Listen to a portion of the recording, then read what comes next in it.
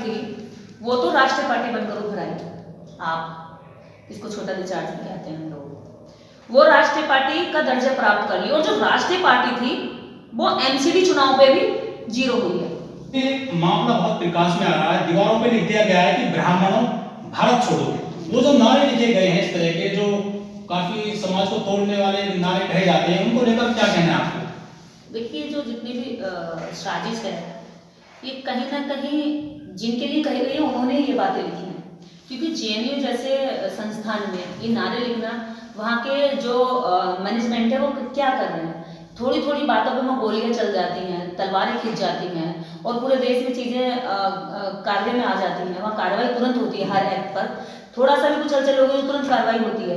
लेकिन जब ये नारे लिखे गए कैंपस की दीवारों पर तो कोई भी कार्रवाई अभी तक नहीं हुई है। लेकिन बस इन्हें साबित करना था कि ब्राह्मण भारत छोड़ो के नाम से कि ब्राह्मणों को एकजुट कर लें, जो इनके अंदर कहीं ना कहीं इनके बच्चे खुद इनसे सवाल कर रहे थे कि भी आप लोगों ने करा क्या अब तक, इस देश के लिए आपने क्या योगदान दिया, आपने अब तक जाति के अलावा क्या क्या निर्माण किया, कोई आपने आज तक कोई क्या कहते हैं साइंस की तरफ जाकर के किसी तरह का कोई वैज्ञानिक रिसर्च नहीं किया, कोई अच्छा मानव हित में कोई काम नहीं किया, देश हित में कोई काम नहीं किया। तो अब इनको लग रहा है कि हमारे ही बीच में टूट फूट हो रही है और सब इधर उधर बिखर रहे हैं। जैसे देश पर पूरा कब्जा करके रखना चाहते हैं ये 3% लोग, ये 3-4 ब्राह्मणों के खिलाफ आंदोलन चलाते हैं और ब्राह्मण ही एकजुट होते हैं। जैसे कि आप देखेंगे कि मुकदमा लगाने वाला ब्राह्मण होगा, फिर आपका केस लड़ने वाला वकील ब्राह्मण होगा, फिर कोर्ट में जजमेंट देने वाला जज ब्राह्मण होगा, फिर आपकी तारीफ करने वाला ब्राह्मण होगा, फिर आपके विरोध में एक्ट करने वाला ब्राह्मण होगा। तो ये सारा प्रपंच शुरू से लेकर ऊपर तक का चारों तरफ चक्र चला करके ये देश के लोगों को गुमराह करके रखना चाहते हैं। और ये नारे नहीं है, ये सिर्फ नारे नहीं है, देश के उन लोगों को जो अम्बेडकरवादी लोग हैं, जो इनकी बनाई हुई व्यवस्था के खिलाफ आवाज उठा रहे हैं, उन लोगों के खिलाफ नफरत फैलाने का काम है कि उनके प्रति लोगों में एक नफरत फैले और हिंसा भी होने की संभावना बनी रहे। ये क्या लगता है कौन लोग किसने लिखे होंगे नारे जेएनयू की दीवार? देखिए, इन ब्राह्मणों ने लिखे, 4 ब्राह्मण ही लिखते हैं, यही बोलते हैं, यही तो क्रिएट करते हैं। दंगे क्रिएट करना इनका काम है, दंगों को फैलाना इनका काम है, फिर दंगों को समेटने की भी नाटक यही करते हैं कि हमने तो दंगे समेट लिए। ब्राह्मण कभी भारत नहीं छोड़ रहा है, ब्राह्मण इस देश की व्यवस्था की जड़ तक कब्जा किए हुए हैं, इस देश की जुडिशरी पे कब्जा किए हुए, इस देश के व्यापार के जो मुख्य नींव होती है उस पर कब्जा किए है।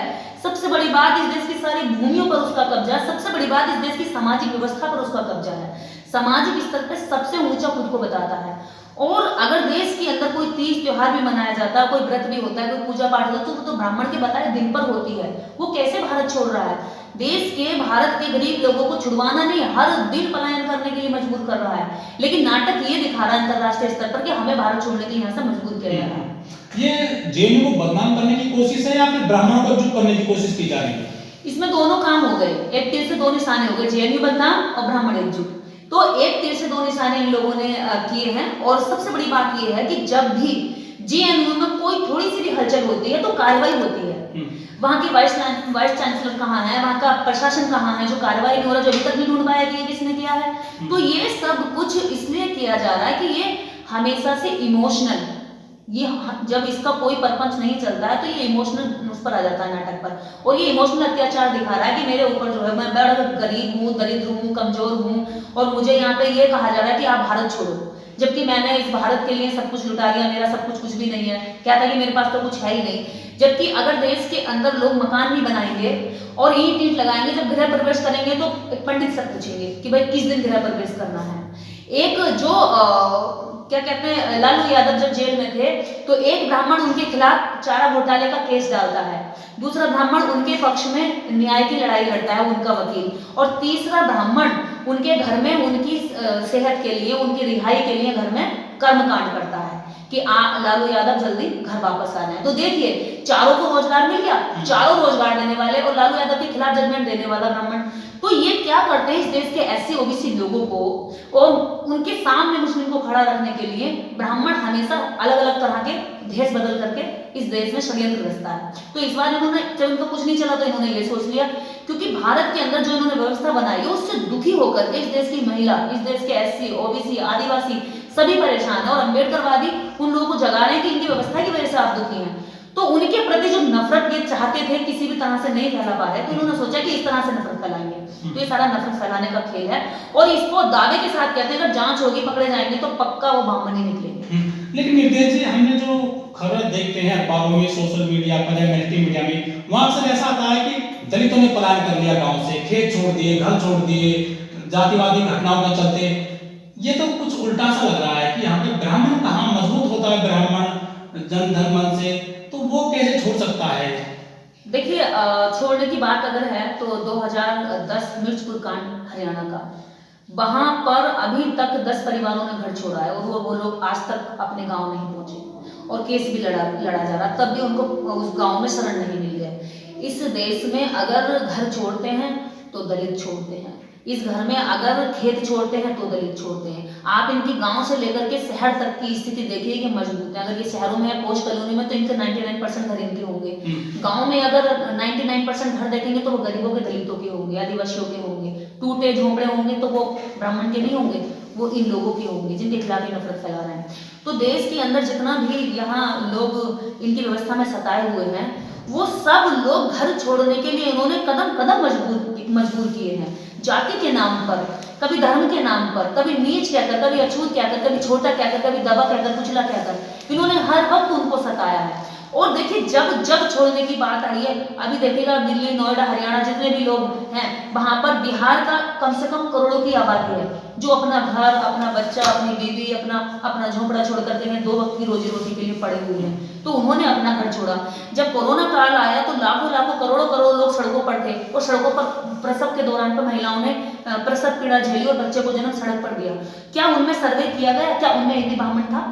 घर छोड़ते वक्त और घर में पहुंचते वक्त क्या उन सड़कों पर भटकने वाला एक ब्राह्मण था जो ब्राह्मणों के प्रति ये नारे लेकर के ब्राह्मणों के अपनी मतलब सिंपैथी बटोरने के लिए कभी इन्होंने कहा कि भाई इस देश में करोड़ों लोग घरों से पलायन करके केवल इसलिए पड़ेंगे उनको 2 वक्त की रोटी मिल जाए? करोड़ों लोग इस देश में ऐसे हैं जो जाति के नाम पर हर दिन सताए जाते हैं। क्या इन्होंने कभी सोचा कि उनकी महिलाओं को चमार, चूड़ी, चमाटी, न क्या क्या शब्दों से संबोधित करते हैं, उनको अपमानित करते हैं?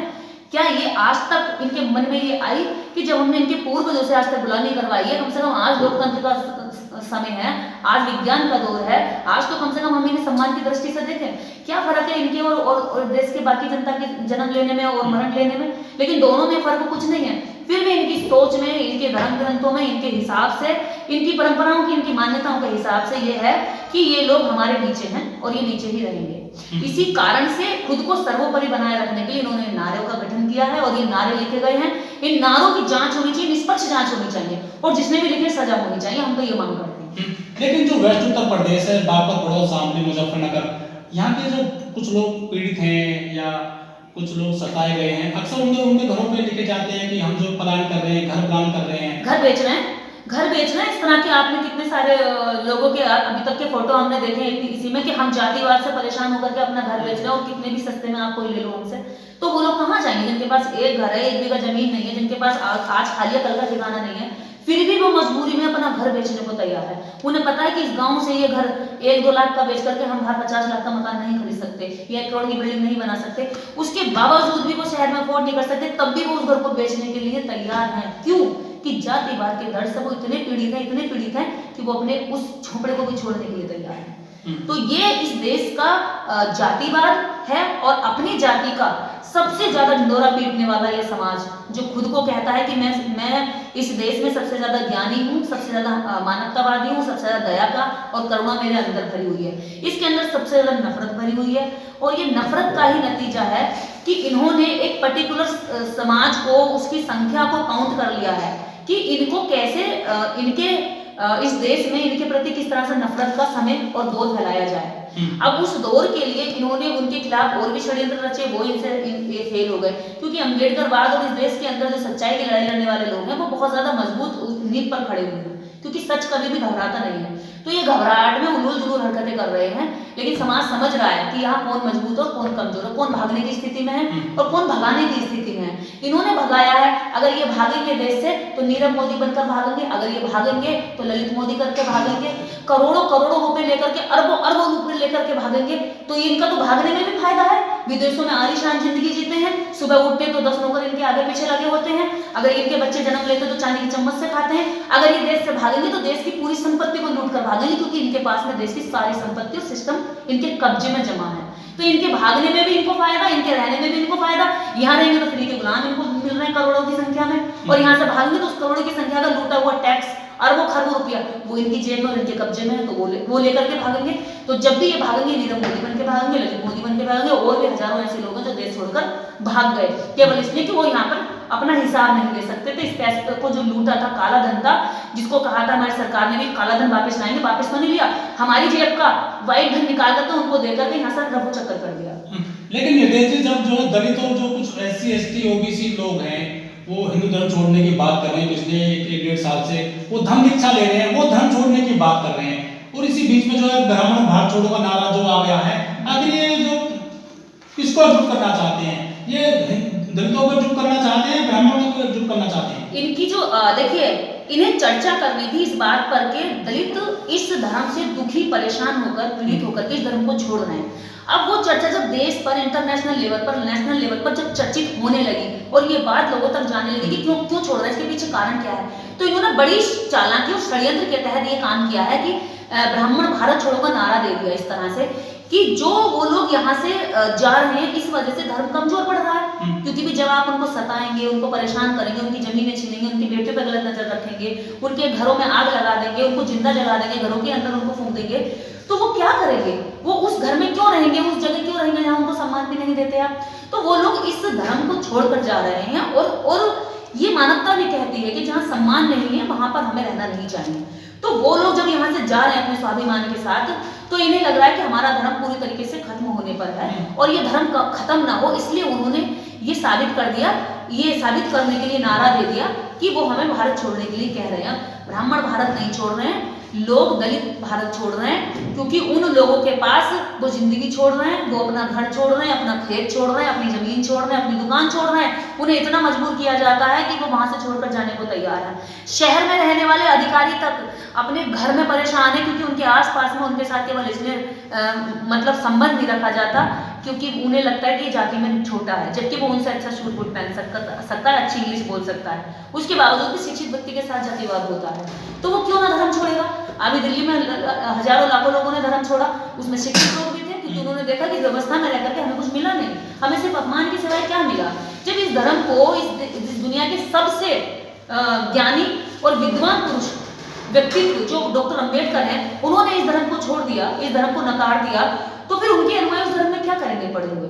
और डॉक्टर, इनका धर्म कहता है कि धर्म के लिए इंसान की हत्या कर दो, लेकिन डॉक्टर अंबेडकर और बुद्धा कहते हैं कि अगर इंसान को बचाना हो तो धर्म की हत्या पहले करो, क्योंकि इंसानियत जरूरी है। इंसान ने धर्म का गठन किया है, ना कि धर्म ने इंसान को जन्मा है। तो ये इस तरह से, जिस तरह से मतलब गैर संवैधानिक और गैर मानवतावादी जो सोच है, उसको जब अपनी तरीके से लागू नहीं कर पा रहे हैं, तो नए तरीके से ये परपंच रच रहे हैं। इसमें साजिश है, और ये जानकारी जिस दिन होगी देश के अंदर, उस दिन देश की आंखें खुल जाएंगी कि वास्तव में हमें फंसाने के लिए ये खुद पर भी क्या कहते हैं, एक्ट कर सकते हैं। आपको पता होगा कि मंडल कमीशन की जब रिपोर्ट आई थी, उसके लिए जब संसद में बिल पेश हुआ और वो सिफारिशें की गई, तो एक शर्मा लड़के ने JNU में आग लगा ली थी खुद को पेट्रोल छिड़क करके। तो ये अपने अधिकारों की लड़ाई नहीं लड़ते, आपके अधिकारों को बर्बाद करने, आपको जब अधिकार मिलते हैं, देश के दलितों को, ओबीसी को, पिछड़ों को और माइनॉरिटी को, महिलाओं को अधिकार मिलते हैं, आदिवासियों को अधिकार मिलते हैं, तो तब ये नफरत में चलते हैं, तभी अपने ऊपर पेट्रोल तक छिड़क करके मरने तक को तैयार है। मतलब इन्हें अपने अधिकार नहीं चाहिए, इन्हें इनके अधिकार छीनने में ये अपनी जान तक दे सकते हैं। तो ये इनकी सोच है। अभी तो BSP पे एक सिटी में चुनाव हुए हैं, तीनों चुनावों में BSP की बुरी हालत हो गई है, कहीं कोई सीट नहीं आई है, जबकि जो बसपा नेता हैं, बसपा पदाधिकारी वो बड़े बड़े दावे करते हैं कि BSP सत्ता में आएगी, बहन जी प्रधानमंत्री बनेगी, बहन जी CM बनेंगी, बहन जी कुर्सी पर बैठेंगी। आखिर ये जो BSP का ग्राफ है, ये नीचे ही गिरता जा रहा है। जब विधायकी का इलेक्शन लड़ा गया 2019 का, तब भी देखिए जो राज्य पार्टी थी वो तो राष्ट्रीय पार्टी बनकर उभर आई। आप इसको छोटा रिचार्ज भी कहते हैं हम लोग, वो राष्ट्रीय पार्टी का दर्जा प्राप्त कर ली, और जो राष्ट्रीय पार्टी थी वो MCD चुनाव पे भी 0 हुई है। तो जो लोग ये कहते हैं कि बहन जी प्रधानमंत्री बनेंगी, वो सिर्फ कहते हैं, उस पर काम नहीं करते। वो लोग कहते नहीं है, काम करते हैं। वो जमीन पर वोटर के पास जाते हैं, वो वोटर तैयार करते हैं और ये भाषण तैयार करते हैं। वो वोटर को अपनी ओर आकर्षित करते हैं और उस पर मजबूती से काम करते हैं। ये आम जनता पर भाषणों को थोपते हैं और जबरन कहते हैं कि मायावती बनेंगी पीएम, मायावती बनेंगी पीएम। अरे मायावती जी पीएम बनेंगी, हम बहन जी को पीएम बनाने के लिए योजना क्या है, प्लान क्या है, रोड मैप क्या है? चलो रोड मैप तो बनाओ, हम भी उस पर काम करेंगे। रोड मैप कुछ नहीं है, एक ने यहाँ से हाई हल्ला कर दिया, एक ने उसने यहाँ से हाई हल्ला कर दिया, लेकिन इनकी कोई प्लानिंग नहीं है, जमीन पर इनका काम नहीं है। इनके जितने पदाधिकारी हैं कभी घर से निकल करके समाज के बीच में नहीं जाते। जितने पदाधिकारी किसी के दर्द में खड़े होकर के कहते नहीं कि सीने से लगा करके हाँ हम तेरे साथ खड़े हैं, तू गरीब समाज है, पिछड़ा है, दलित है, तेरे के लिए ही, तेरे दर्द को कम करने के लिए पार्टी बनी थी। आज तेरे दर्द में हम खड़े नहीं होंगे तो फिर दूसरा तो हंसेगा ना दूर से देखकर, वो तो उस दर्द में खड़ा नहीं होगा जिसने दर्द दिया है। भाई ये पार्टी इन दलितों के हक अधिकार की सुरक्षा के लिए थी। मान्यवर साहब ने इसीलिए इस पार्टी का गठन किया कि जिन लोगों को पूरी राजनीति से मतलब बिल्कुल नकार दिया गया है, जिनके वोट की इतनी संख्या होने के बावजूद भी सत्ता में और किसी भी तरह से एमपी एमएलओ के अलावा इनके पास और कुछ अधिकार नहीं है, सत्ता में कहीं इनकी भागीदारी नहीं है। तो उन्होंने कहा कि जब आप इतनी बड़ी संख्या में हो तो अपनी सत्ता स्थापित कर सकते हो आप। उन्होंने सारे लोगों में लीडरशिप पैदा करी, सारी जातियों में लीडरशिप पैदा करी। और आज हम देखेंगे कि जितने भी लीडर जितनी भी जातियों के तैयार हुए थे, आज उन जातियों में लीडर खत्म हो गए। क्यों? क्योंकि वो काम कंटिन्यू नहीं हुआ। जहां कैडर नहीं होगा वहां पर सत्ता टिकी नहीं रह सकती। आप अपने दुश्मन का विरोध तो करते हैं, उसको गालियां भी देते हैं, लेकिन कभी उसको फॉलो नहीं करते, कभी उससे सीखते नहीं। ऐसा कोई इन दलितों के लिए कमरा नहीं बना, इन नेताओं के लिए कोई कमरा नहीं बना कि ये सारे एकजुट होकर के बैठ जाएं और आगे की प्लानिंग कर लें। इनको तो सिर्फ मंच चाहिए, भाषण चाहिए, खर्चा चाहिए, भीड़ चाहिए, दिए और चले गए, जाकर सो गए। जो समाज जिम्मेदारियों से भागता है वो समाज अधिकारों से बिल्कुल कंगाल हो जाता है। दिल्ली में जो एमसीडी के चुनाव हुए हैं, यहाँ पर 1.8% वोट बैंक रह गया, 14% दलित वोटर है दिल्ली में। ये वोट अब किधर जा रहा है आपकी नजर में? कांग्रेस की तरफ गया है, बीजेपी की तरफ गया है, या आम आदमी पार्टी में गया है, जो 14% वोट है दलितों का दिल्ली में? देखिए जितना भी वोट था सब बिखर गया, वोट गुमराह है इस समय। वोट को नहीं पता कि हम अपने नेता के साथ जाएं तो किस बेस पर जाएं, क्या हमारे नेता को हमारा वोट चाहिए? इस समय वोट सबसे ज्यादा गुमराह है अब तक की राजनीति में। अगर बसपा नहीं थी, सपा नहीं थी, तो उससे पहले भी वोटर को ये पता था भाई हमें एक ही चुनाव, एक ही पार्टी है, क्योंकि वो कांग्रेस पर जाता था। लेकिन जब मान्यवर साहब आए, उन्होंने दलितों की राजनीति खड़ी करी, उधर मुलायम सिंह यादव आए, उन्होंने यादवों की और मुस्लिमों की राजनीति खड़ी करी, तो लोगों को पता चल गया कि हमारी अपनी भी पार्टियां हैं। लेकिन आज जो पार्टी का 30, 32, 35% वोट मतलब सेंट्रल लेवल पर होता था, आज वो सिमट करके 11, 12, 10 रह गया है। वो भी तब जब इस देश के अंदर आपके जितने विधानसभा के चुनाव हो रहे हैं तब आपके पास 0 हो रहे हैं, जब आप एमसीडी के चुनाव हो रहे हैं तब आप 0 हो रहे हैं। अभी क्या कहते हैं, पार्षदी के चुनाव होने जा रहे हैं यूपी में, अब वहां भी हम देखते हैं कि वहां पर क्या करेंगे। ये हार हुई है, 1 पॉइंट भी इनके वोट नहीं आए 12-13 से 14% वोट में। तो इससे पता चलता है कि अभी वोटर गुमराह है और वोटर अब पूरी तरीके से बिखर चुका है, ना तो इनके काबू में है। अब वोटर के पास जो जितना ज्यादा समझा पा रहा है वो ले जा रहा है। देखिए बीजेपी समझा लेगी, बीजेपी ले जाएगी, अगर कांग्रेस समझा लेगी, कांग्रेस ले जाएगी, आप समझा लेगी, आप ले जाएगी, क्योंकि इस समय वोट भ्रम में है। अगर हमारे नेता नहीं निकले और एकजुट नहीं हुए तो ये 2024 में भी बस कहते रह जाएंगे प्रधानमंत्री बनाएंगे, अपना प्रधानमंत्री बनाएंगे। जब इनके पास प्रधानमंत्री बनाने का कोई रोड मैप नहीं है तो तुम कहते रह जाओगे प्रधानमंत्री को बना लेंगे। जो विचारधारा बीएसपी की महापुरुषों की, बाबा साहब को लेकर, मां श्री राम को लेकर, या वो बहुत सारे महापुरुष हैं SC ST OBC के, जो बीएसपी विचारधारा लेकर चलती है, क्या उस पर भारी पड़ गया है? दिल्ली का बिजली पानी फ्री जो बांट रही है आम आदमी पार्टी, उसमें वोट शिफ्ट हो रहा है बीएसपी का आम आदमी पार्टी में। बात विचारधारा की आपने कही है, लेकिन अब विचारधारा बची कहाँ है? अब विचारधारा पे काम कौन करता है? मुझे ये बताइए, कोई एक नेता बताइए जो बसपा की जितनी भी अब तक की योजनाएं रही हैं, जो आम जनता के लिए रही है, गरीबों के लिए, उनका कोई प्रचार प्रसार करने वाला कोई एक नेता बता दो, कोई एक कार्यकर्ता बता दो कि बसपा ने इतने बेहतर काम किए और वो लोगों को बता रहा हो। अरे बसपा से ज्यादा इस देश की किसी भी पार्टी ने काम नहीं किया इस 14% वोट के लिए, लेकिन कोई ये बात कहने को तैयार नहीं है। वो तो गलतियों को छुपा रहे हैं, लाख पर्दा डाल रहे हैं, झूठ बोले, जबकि बसपा ने जितने वादे किए सारे पूरे किए, उससे ज्यादा काम करके दिया इन लोगों के लिए। लेकिन आज कोई एक नेता भी ये कहने के लिए तैयार नहीं है कि भाई तेरे लिए ये काम इसने किया था और तू इस वोट को अपना दूसरे के साथ कैसे लुटा सकता है। देखिए बसपा इतनी कमजोर, इतनी छोटी पार्टी नहीं थी जितनी आज इस देश के अंदर बसपा के दलाल और चमचों ने बना दी। इस पार्टी के अंदर कार्यकर्ता बिल्कुल नष्ट कर दिए गए हैं। केवल एक फसल खड़ी हो गई है इस समय, दलालों की, चमचों की चापलूसी करवा लो और काम हो ना हो, काम जाए भाड़ में, समाज जाए भाड़ में। उन्होंने पार्टी को बिजनेस बना लिया है कि 1 करोड़ खर्च करो, 50 करोड़ कमाओ। आम जनता, आम काम करने वाले लोग तड़प रहे हैं, परेशान है कि पार्टी को से बचाओ, और बचाने के लिए जोर लगा रहे हैं, कोशिश कर रहे हैं, लेकिन उनकी कहीं सुनवाई नहीं है। उनके लिए बसपा के कार्यालयों की, बसपा के क्या कहते हैं, मुखिया की दीवारें इतनी ऊंची हैं कि लोग उनमें से झांक भी नहीं सकते, उनमें से मिल भी नहीं सकते। सच्चे लोगों की, काम करने वाले लोगों की यहाँ पर कोई एंट्री नहीं है। दलालों की एंट्री है, पैसे वालों की एंट्री है, जिस वजह से उन्होंने समाज में जाकर काम नहीं किया। समाज में जाकर उन्होंने बस ये देखा कि कब चुनाव आएगा, कितना खर्चा करना, और अगर जीत गए तो कितना कमाना है। अब तो देखिएगा आने वाले इलेक्शन में क्या होगा, ये पैक्ट कर लेंगे अंदरूनी। अभी विधानसभा चुनाव में पैक्ट हुए, मेरे सामने हुए, मेरे को क्या कितनी विधानसभा में मेरे सामने पैक्ट हुए, अंदरूनी पैक्ट हो गए, बोले जी हमें नहीं जीतना, तुम तो बस, हम तो चुप बैठे रहेंगे, कोई खर्चा नहीं करना, हमें इतना दे देना, क्योंकि हमने उधर जाके दिया है टिकट का, आप हमें दे देना। तो ये जितना भी अब चुनाव होगा, आप देखना चुनाव में यही होगा, बिजनेस होगा। बसपा को व्यापार बना दिया है। बसपा अब ना तो सामाजिक पार्टी बची है, ना एक मिशन बची है। लेकिन बसपा इस देश के अंदर एकमात्र इकलौती पार्टी थी, पेरियार की पार्टी के बाद जो M.K. स्टालिन की पार्टी उधर दक्षिण में चल रही है, उसके बाद भारत के अंदर, उत्तर भारत में सिर्फ और सिर्फ बसपा थी, और जो इन लोगों के आत्मसम्मान को, स्वाभिमान को, इनके अधिकारों के लिए काम कर सकती थी। लेकिन मुझे ये बताओ, जितने काम किए, जितनी योग्यताएं रही उसकी, जितनी क्या कहते हैं उपलब्धियां रही बसपा की, उन बसपा की उपलब्धियों को लिखने वाला एक आदमी बताओ, उन बसपा की उपलब्धियों को मुंह से बोलने वाला एक आदमी बताओ, उन बसपा की उपलब्धियों को छपाने वाला एक अखबार बताओ, कोई है?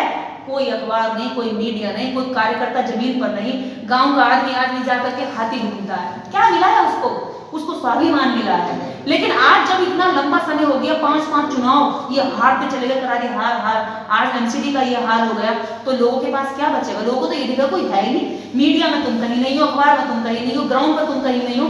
तो अगर कोई दूसरा आदमी आकर कह देगा कि बसपा तो कहीं नहीं है, वो नहीं है चुनाव में, वो तो जीत नहीं रही, वो तो लड़ भी नहीं रहेगा, कोई ऐसे भी कहेगा तो आम जनता भी मान लेगी, क्योंकि इसका हल्ला मचता है, लोग उसी के पीछे भागते हैं। इनका कोई प्रचार नहीं है, इनका कोई काम नहीं है। कार्यकर्ता इस पार्टी में बचे नहीं, सिर्फ पदाधिकारी बचे, और पदाधिकारी सारे के सारे निकम्मे। एक बच्चा जब हाई स्कूल या 9th में फेल होता है तो समीक्षा करता है अगले दिन, करता नहीं करता कि भाई मैं कैसे फेल हुआ, मैंने कहाँ कमी करी, मेरे कौन से क्वेश्चन गलत हो गए, मैंने क्या क्या आंसरों में डिस्टर्बेंस हुआ मेरे। लेकिन क्या इतनी हारों के बाद बसपा के अंदर समीक्षा बैठक होती है? क्या इन पदाधिकारियों की डांट लगाई जाती है? क्या इन पदाधिकारियों को चेंज किया जाता है? क्या इन पदाधिकारियों को चेंज करते वक्त ये देखा जाता है कि इसकी सामाजिक क्या योग्यताएं हैं? क्या इसने समाज में कितने काम किए हैं, कितने लोगों के लिए इसने आज तक आंदोलन चलाए हैं, कितने न्याय के काम किए हैं? तो इससे कोई, ना तो पदाधिकारी बनाने से पहले उस व्यक्ति की कोई योग्यता देखी जाती है, सिर्फ और सिर्फ पैसा देखा जाता है। दूसरी चीज, टिकट देते वक्त सामाजिक योग्यता कुछ नहीं देखी जाती, सिर्फ पैसा देखा जाता है। तीसरी बात, आज ये हालात बन गए हैं कि आज इस पार्टी के पास सच्चे कार्यकर्ताओं की कमी है, और दलाल और जो मैं और भी शब्द बहुत सारे हैं, चमचे, जिनको मान्यवर कांशीराम साहब ने कहा भड़वा चमचा, सामान्य भाषा में कहते हैं उनको, उन लोगों की भरमार है। तो जिस पार्टी या जिस परिवार में नकली, दिखावटी और नाटकबाजों की भीड़ होगी, ना वो परिवार सिस्टम से चल सकता है, ना उसकी कभी जीत हो सकती है, ना ऐसे ही कभी ये पार्टी आगे बढ़ सकती है। कई बार वो कहते हैं कि बहन जी महल से बाहर निकल रही हैं, वो फील्ड में नहीं आती हैं, वो आम लोगों से इंटरेक्ट नहीं करती हैं, ये भी मुख्य वजह हो सकती है क्या? जब बहन जी निकलती थी, दहाड़ती थी, ये पार्टी राष्ट्रीय स्तर पर थी, और बहन जी आयरन लेडी का खिताब जीती है, और हमें गर्व है, हमारा सीना चौड़ा होता है कि बहन जी इस पिछड़े और दलित समाज से जाकर के पूरे उत्तर प्रदेश का नहीं, पूरे भारत, पूरी दुनिया में ये साबित कर दिया कि एक महिला नेतृत्व कर सकती है और बेहतर कर सकती है, और तुमसे बेहतर समाज का दर्द समझ सकती है।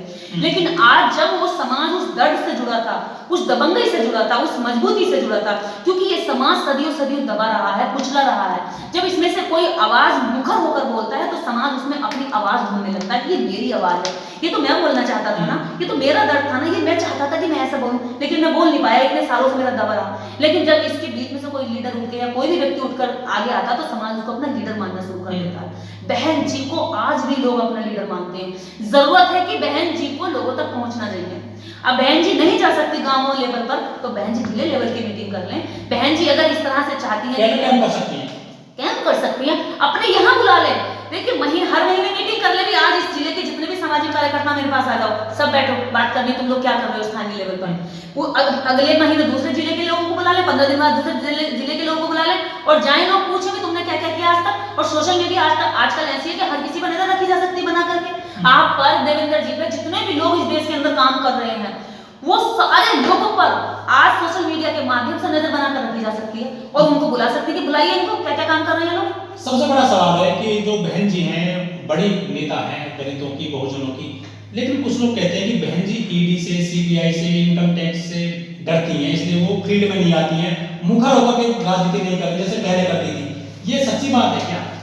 इस देश के अंदर कौन सी पार्टी और कौन सा नेता का एक नाम बता दो जो दूध का दूल्हा हुआ है, जिसने भ्रष्टाचार नहीं किया, जिसने अरबों खरबों का गमन नहीं किया?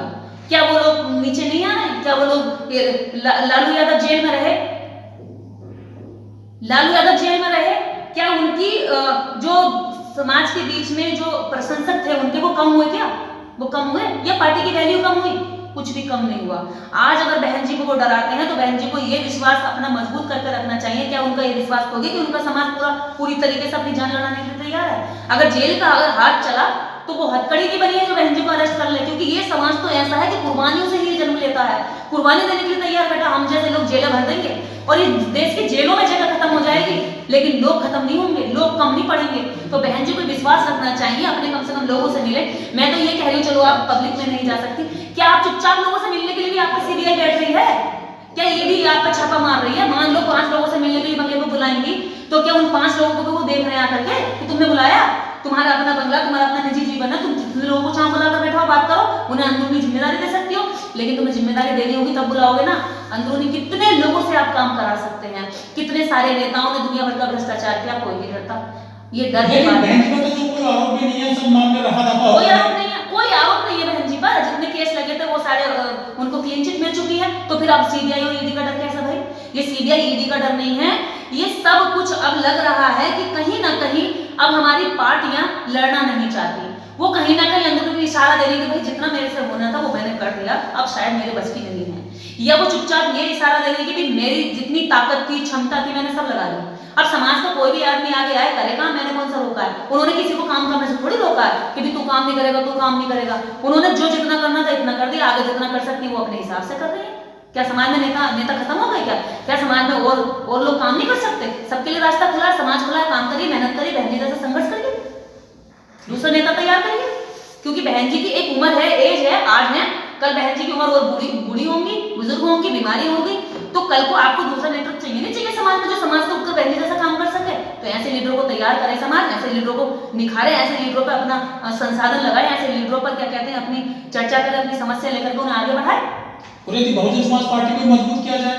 बहुजन समाज पार्टी अगर चाहती मजबूत करने के लिए तो हम जैसे लोग दिन रात तैयार हैं। जिस दिन भी कॉल आएगा हम तैयार करने के लिए बैठे। जिस दिन भी कॉल आएगा, मेरे जैसे अगर जिस दिन 1000 लोगों को बुलाएंगी बहन जी, मैं उन 1000 लोगों को लेकर जाऊंगी और बिना स्वार्थ के, बिना पैसे के, बिना लालच के पूरे जीवन काम करने के लिए। बसपा को इसी 2024 में ना हमने पीएम बना दिया बहन जी को, तो ये मेरा नाम बदल देना, हम काम कर सकते हैं, हम पे ये दम है। बहन जी दे संसाधन, हम जाएंगे रात दिन काम करने के लिए।